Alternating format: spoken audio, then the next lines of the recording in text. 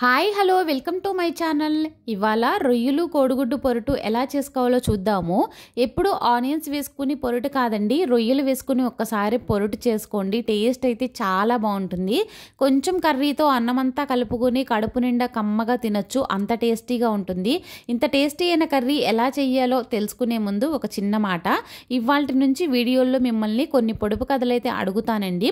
Video స్టార్టింగ్లో అడుగుతాను, ఎండింగ్లో ఆన్సర్ చెప్తాను. ఈ లోపు మీకు తెలిస్తే కనుక నాకు కమెంట్ చేయండి. ఇవాల్టి పొడుపు కథ అయితే అడుగుతున్నానండి. ఇంట్లో ఉంది, బయట ఉంది, కాళ్ళు లేవు, తల లేదు, అయినా ఇంటికి కాపలా కాస్తుంది. ఏమిటది? ఆన్సర్ తెలిస్తే వెంటనే కమెంట్ చేయండి. ఇవాల్టి రొయ్యలు కోడిగుడ్డు పొరుటుకు కావాల్సిన ఇంగ్రీడియంట్స్ అయితే ఒకసారి చూద్దాము.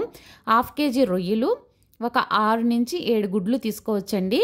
ఇప్పుడైతే 2 స్పూన్ల కారము, 1 స్పూన్ అల్లం వెల్లుల్లి పేస్టు, సాల్ట్ మీ టేస్ట్కి తగ్గట్లు, 1/2 టీ స్పూన్ పసుపు, 1/2 teaspoon garam masala, oil, ఒక 6 ఆనియన్స్ తీసుకోండి, కరివేపాకు, కొత్తిమీర, 4 పచ్చిమిర్చి.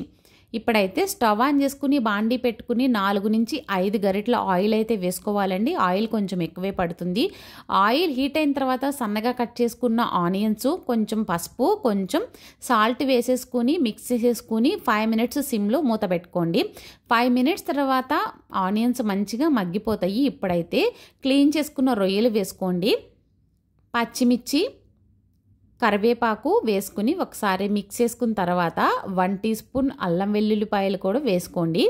ఇది కూడా వేసుకొని మిక్స్ చేసేసుకుని ఒక 5 to 6 మినిట్స్ మూత పెట్టేస్తే కనుక వాటర్ అంతా పోయి ఆయిల్ అనేది లైట్గా పైకి వస్తుంది. ఇప్పుడైతే 2 స్పూన్ల కారం వేసుకుని పచ్చివాసన పోయే వరకు ఒక 2 మినిట్స్ అయితే మూత పెట్టకుండా కొంచెం ఇలా ఫ్రై చేస్తూ ఉండండి.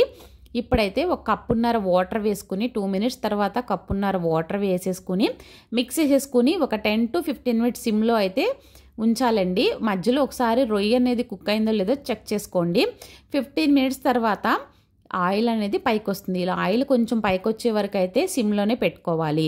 ఇప్పుడైతే ఎగ్స్ని అయితే వేసుకోవాలి. ఈ విధంగా అయితే ఎగ్స్ని వేసేసుకుని ఒక్కసారి మిక్స్ చేసుకుని ఇప్పుడు కూడా ఒక 10 మినిట్స్ సిమ్లో ఇది పొడి పొడిలాడే వరకు అయితే ఫ్రై చేసుకుంటూ ఉండాలి. కొంచెం అడుగు పడుతుంది, అయినా ఏం ప్రాబ్లం లేదు. ఈ కర్రీకి అలా అడుగు పట్టినా కూడా టేస్టీగా ఉంటుంది, చాలా బాగుంటుంది.